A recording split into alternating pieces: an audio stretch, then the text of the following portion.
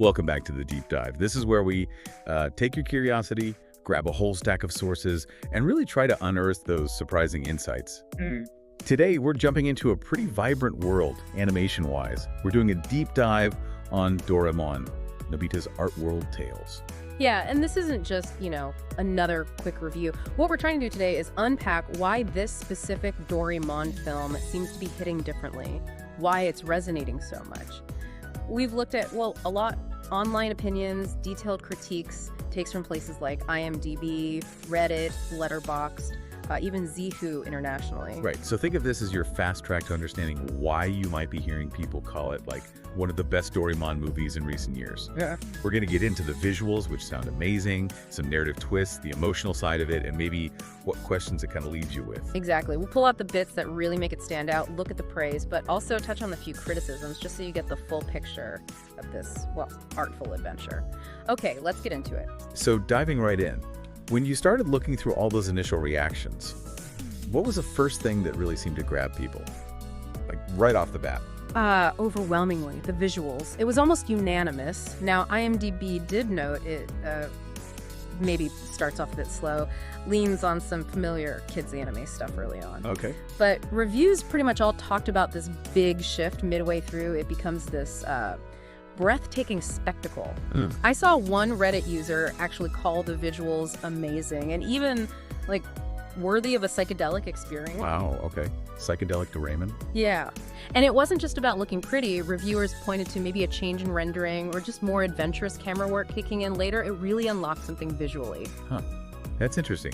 And it sounds like it wasn't just Flash, that these visuals were tied into the emotion. What did you find there? Oh, definitely. And this is where it gets really fascinating, I think. How the film uses visual metaphor. People on Letterboxd, and also Bilibili, they specifically mentioned a moment where the whole painted world just loses its color. And they described it as, deeply moving, apparently brought some people to tears. Which is pretty sophisticated for, ostensibly a kid's movie. Using symbolism like that, the fading color showing loss of hope, art, soul. It makes the audience feel it. That's incredibly powerful. Wow. Especially in animation aimed at a younger audience, too.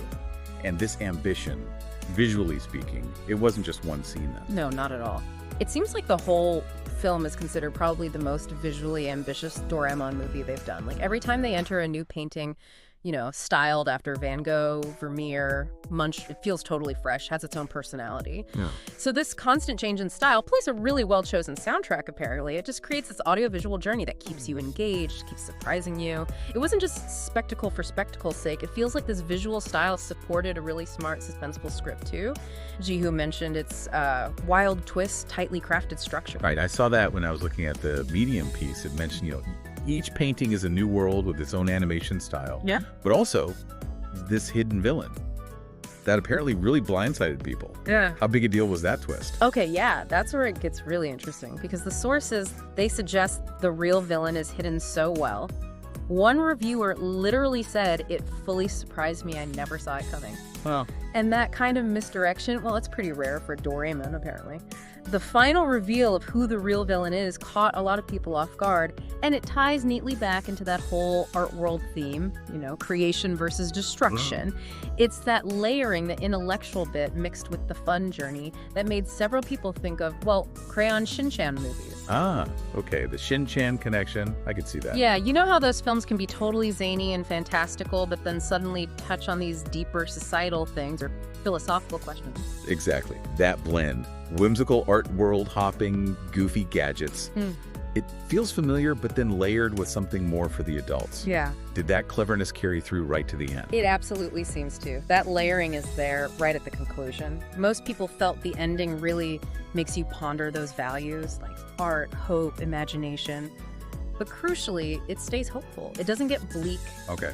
As one source said, it doesn't stab you in the heart, which is good. It sends you away feeling thoughtful, maybe purposeful, but not depressed. Yeah, I appreciate that it avoids just being gloomy. But, for a film dealing with those kinds of themes, did anyone wish for something maybe more definitive? Yeah.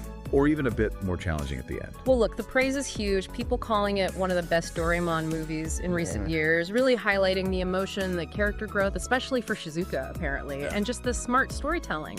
The critiques are definitely there, but they're fewer. some found the start slow, like we mentioned, or a bit cliche, that's IMDb, Rotten Tomatoes. And a couple of people felt the fake Claire twist was maybe a bit abrupt, or the villain reveal slightly awkward.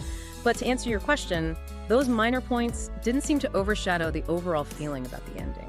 The consensus seemed to be that its quiet, reflective nature was actually a strength, not a weakness. So, wrapping this up, Yep. what's the big takeaway here?